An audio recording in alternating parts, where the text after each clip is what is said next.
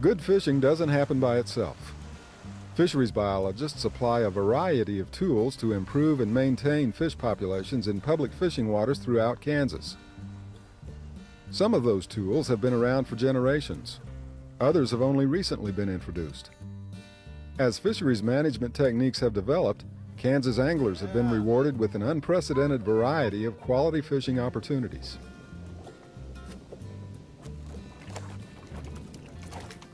Doug Nygren is chief of the fisheries section for Kansas Wildlife and Parks Fisheries and Wildlife Division. The Kansas Department of Wildlife and Parks Fisheries biologists strive to create good fish populations for anglers in Kansas. They try to manipulate the populations to provide good growth, recruitment, and survival of fish. And this is really represented best by an equilateral triangle with all sides being the same distance as possible. If any one of these factors gets out of balance, then the fish population will suffer. And we also want to draw that triangle as big as we possibly can because, let's face it, the bigger the fish population, the better the fishing is going to be. The first one we'll talk about is recruitment. Recruitment is simply the number of fish that have made it through their first year of life and survived the winter and are there the following spring. Recruitment will affect the quality of fishing. Poor recruitment results in poor fishing on down the road when those fish should have been available to anglers and may not be. So the biologists pay particular attention to enhancing recruitment. The second side of our equilateral triangle that we're striving for has to do with growth of the fish. Again, growth is very important because if we don't get optimum or good growth, then the fish may not reach a size that anglers are interested in catching. Growth is one of the primary things that biologists are trying to manipulate through a variety of management techniques. The third side of our equilateral triangle is survival. Survival just is simply the number of fish that survive from one year to the next, with the idea being that we need to pay attention to survival and to enhance it in order to meet our management goals and to make sure that fish reach a size of interest to anglers. There are two types of mortality that affect survival. One is natural mortality that comes from disease and predation. The other one is fishing mortality that comes from anglers as they fish for and remove fish from the population. Many factors affect fish populations. Weather conditions, fishing pressure, fish habitat, and fish diseases are just a few factors that affect recruitment, growth, and survival of game fish. One of the most important roles of a fisheries biologist is to regularly monitor fish populations. Sampling methods have been developed to enable biologists to accurately evaluate each fishery in their management regions. Biologist Richard Sanders summarizes the sampling methods used by Kansas Wildlife and Parks. Fisheries biologists sample to assess fish populations. Now, the types of gears that are used depend largely on the behavior of the fishes. For example, a real mobile fish, they're collected adequately using a passive sampling gear, one that does not move, like gill nets. Gill nets are used to sample fish species that move freely as they feed. White bass, wipers, striped bass, and walleye are examples of such highly mobile fish. Fish that are more discreet in their habits and have home ranges, like largemouth bass, are more adequately sampled through an active sampling gear such as this electrofishing boat. This boat carries a generator which sends electricity via submerged electrodes into the water. Nearby fish are temporarily stunned, so they may be collected for detailed evaluation before being returned to the water. Now, a sample is merely a picture of the population at that moment in time. And by taking samples over time, we're able to discern if there are any changes occurring in populations over time. Different population parameters that may be monitored include the species and numbers of fish present. We may look at sizes and condition of those fishes. We may look at recruitment, which is the number of young fish coming into or recruiting into the population. We may look at harvest and mortality rates, and we may look at age and growth. And these parameters merely represent pieces of the fish population puzzle. And the more pieces that the fisheries biologist has at his disposal, the more complete the puzzle becomes, and the more we can determine what is happening in that body of water that we're sampling. And once the fisheries biologist has this information at hand, he crafts a management plan. And in this management plan, those shortcomings that were determined through sampling will be addressed by implementing fisheries management techniques. And after these techniques have been implemented, then sampling becomes important in that we are going to be able to assess how well those management techniques are performing. Once fisheries biologists have sampled waters in their regions, they assess factors limiting sport fishing potential in each lake. One aspect often identified as a limiting factor is recruitment of young fish into a lake's population. Biologists may find, for example, that adult game fish are spawning successfully, but few of the resulting offspring are surviving to become adults. Simply stocking more fish may not be the answer. Enhancing habitat is often the key to improving survival of young fish. Ron Martini, fisheries biologist at El Dorado Reservoir, is relying on habitat improvement to enhance fishing there. The bass population at El Dorado was very good when the lake was first impounded, and probably one of the best lakes in the state. However, over the years, as the reservoir aged, the bass population declined. And that's not uncommon in Kansas reservoirs, and the reason that happens is because the quality of the habitat declines as well. All those plants that were flooded when the lake was impounded, eventually they decompose, and there's just not a whole lot of habitat out there. We have plenty of reproduction. I don't think that there's a problem with the number of young bass being produced at the lake. The problem that we seem to have is those fish being recruited through their first winter, surviving through their first winter. To remedy the largemouth bass recruitment problems at El Dorado, Martini tried stocking year-old fish and establishing special length limit regulations. Those measures resulted in limited success. He then turned his attention to habitat enhancement. The thing that we've done recently is we've tried to introduce some aquatic vegetation to serve as nursery habitat. And by nursery habitat, I simply mean areas where those young, newly hatched fish have a chance to hide and feed and hopefully get large enough to survive through their first winter. In the past, we've tried a number of species of aquatic vegetation to plant here at El Dorado, and quite honestly, most of them we weren't very successful with it. The reason we weren't successful with them is because carp, common carp, and turtles seem to love to eat them.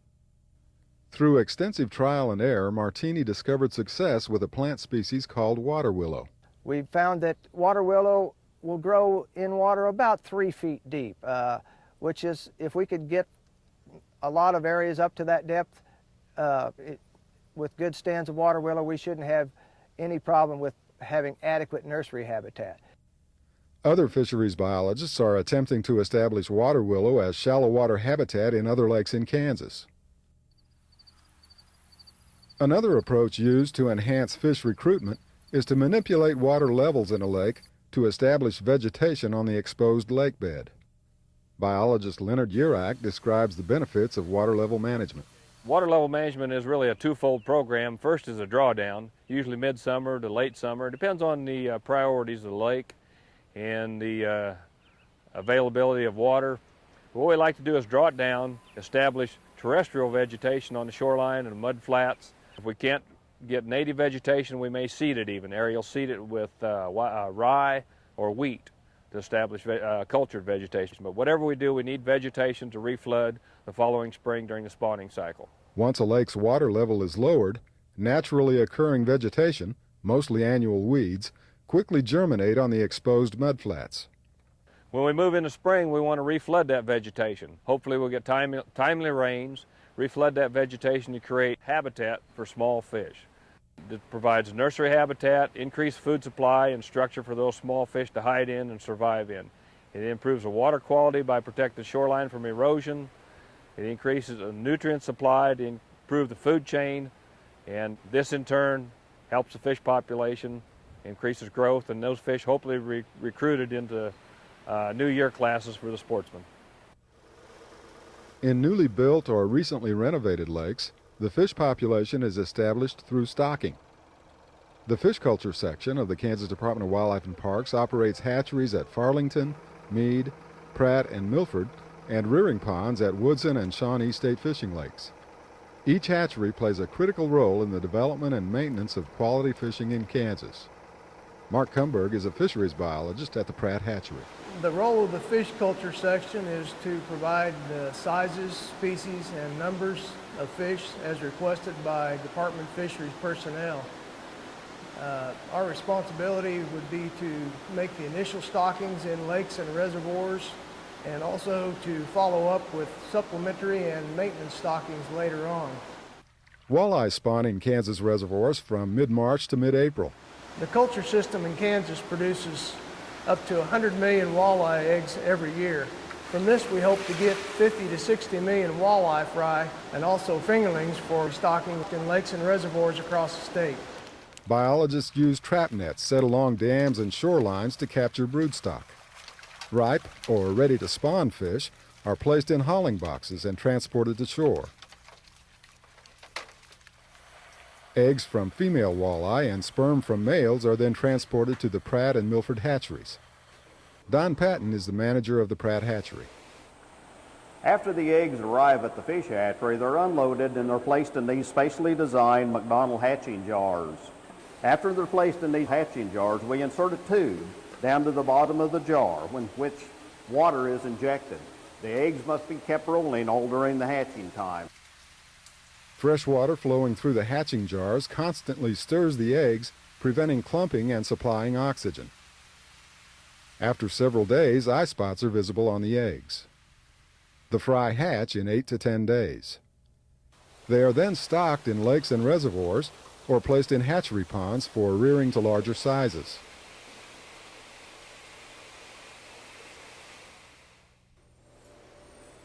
Another example of intensive fish culture is production of channel catfish. Another role of the fish culture section is to produce fish for maintenance stockings in small lakes that don't recruit or reproduce sufficiently on their own. An example of this would be the channel catfish. At the Pratt Fish Hatchery, we produce up to 3 million channel catfish eggs per year, and from this we get around 2 million channel catfish fry. The adult catfish spawn in cream cans placed in hatchery ponds. The egg masses are collected and transferred to specially designed hatching troughs.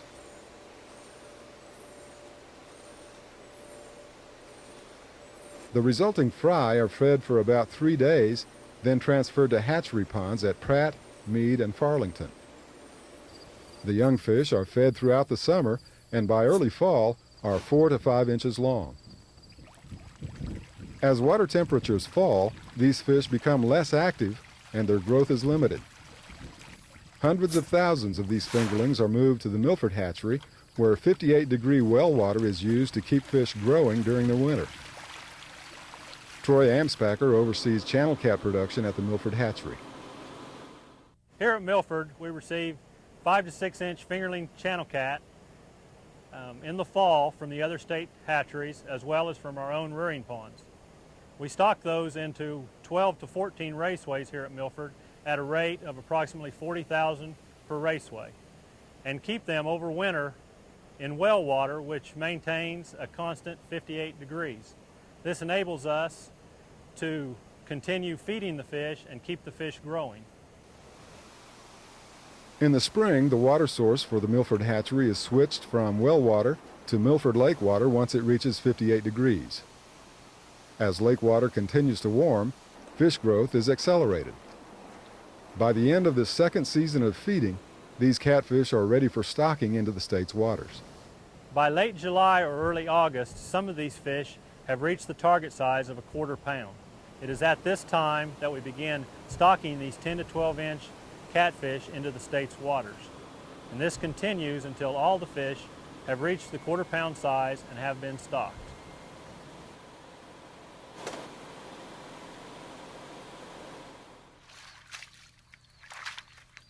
One of the most critical factors affecting the growth of game fish is the abundance and size of forage fish present in a lake.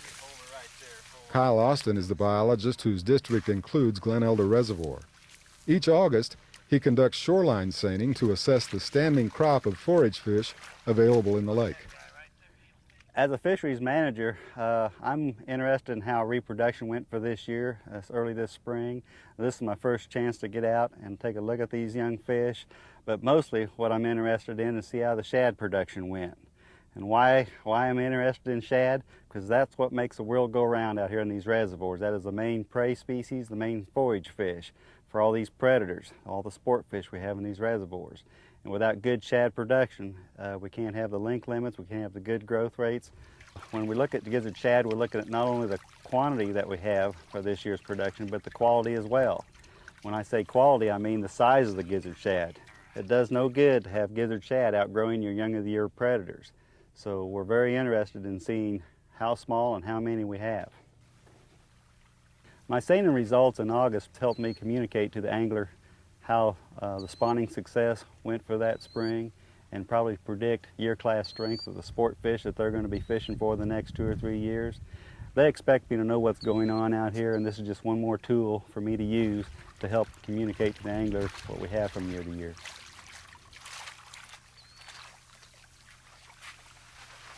In state fishing lakes and community lakes, natural foods are often limited, restricting fish growth rates. In recent years, biologists have initiated feeding programs to enhance the growth of certain game fish species in heavily fished lakes. Gordon Schneider's district includes McPherson State Fishing Lake, where supplemental feeding has produced dramatic results. We started the feeding here at McPherson State Fishing Lake in '96, and we had a creel survey, interviewed fishermen, and estimated harvest prior to that, and it was about 20 pounds per acre, less than 20 pounds per acre, and the fish averaged about 3/4 of a pound each.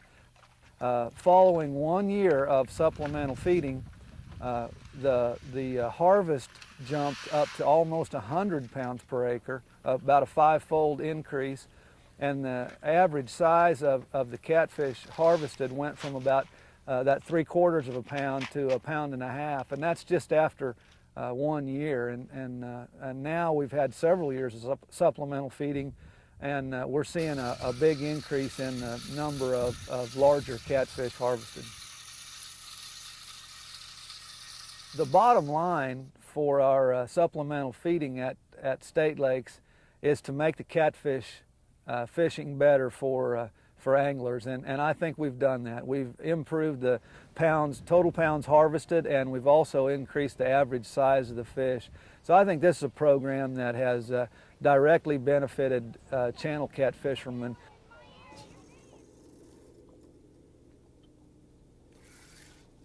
Another factor biologists watch closely as they sample fish populations is the survival of game fish in lakes they manage.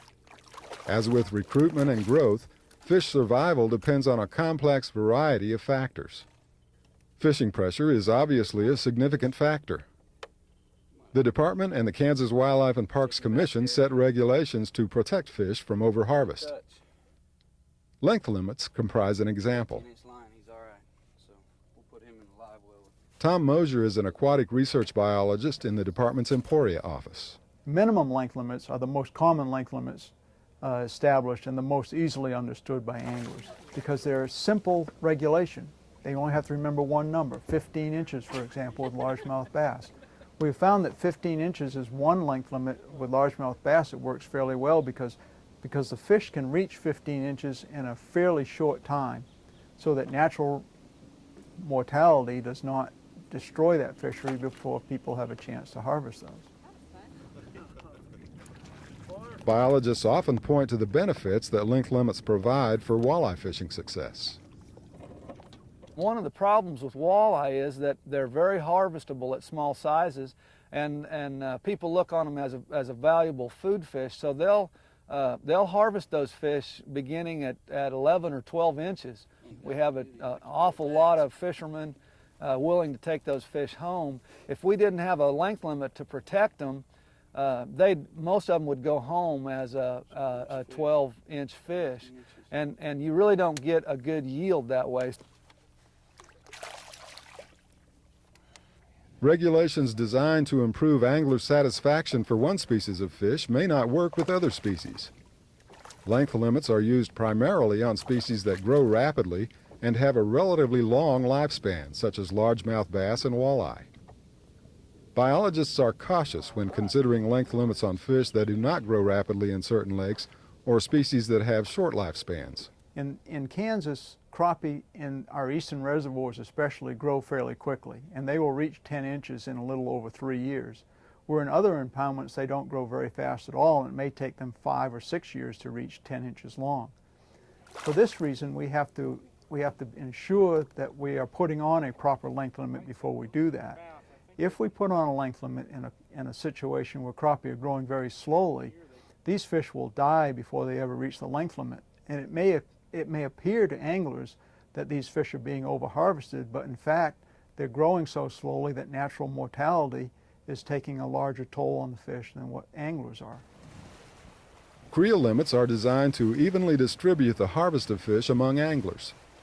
As with length limits, creel limits work most effectively on species that have a long lifespan and on waters where fishing pressure is heavy. Fishing pressure is often high in community and state fishing lakes. Creel limits help spread the harvest of channel catfish, walleye, sauger, black bass, and wipers. Creel limits are less effective on species that are highly prolific and have short lifespans, such as bluegill, crappie, and white bass. Anglers can obviously affect the survival of fish they catch and release. Biologists are quick to point out that certain precautions can help ensure the survival of released fish. Lynn Davion's district includes Cedar Bluff Reservoir. This past spring, we observed 68% of the bass that we sampled here at Cedar Bluff had visible hook wounds in the mouth area. From a management standpoint, this exemplifies the tremendous amount of pressure being exerted on this particular species here at Cedar Bluff. The way that a fish is handled in releasing the hook and releasing him back to the water really has a lot to do with how well that fish is going to survive a day or a week or time after. If the fish flops around out on the carpet of the boat, or if you remove a lot of slime onto your hands in release of that fish back to the water, you've inflicted a lot of damage to that fish, and his chances of surviving are very much limited. Oh my goodness. Oh, that fish is huge. That's the biggest bass I've caught in a while, boys. Ultimately, the success of fisheries management is gauged by anglers themselves. Biologists supply a variety of information gathering tools to survey the opinions of the people who fish in Kansas. That information, combined with the variety of fisheries management techniques available, provides a solid foundation for quality fishing in Kansas.